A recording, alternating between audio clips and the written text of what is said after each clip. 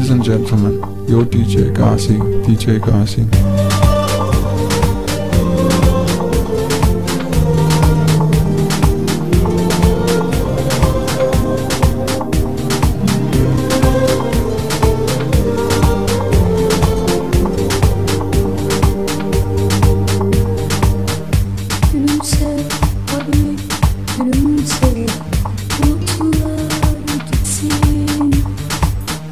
Yoksa ben nasıl yenileneceğim?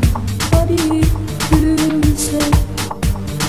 Belki şehre bir film gelir, bir güzel orman olur. Yazılarla iklim değişir, akdeniz olur. Gülümse. Belki şehre bir film gelir, bir güzel orman olur. Yazılarda iklim değişir, Akdeniz olur.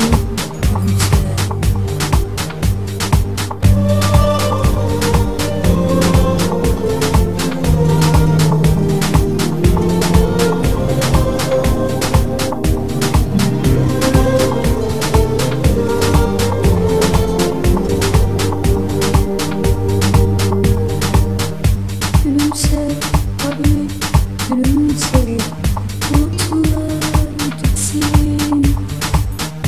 Yoksa ben nasıl yenileneceğim? Hadi gülümse. Belki şehre bir film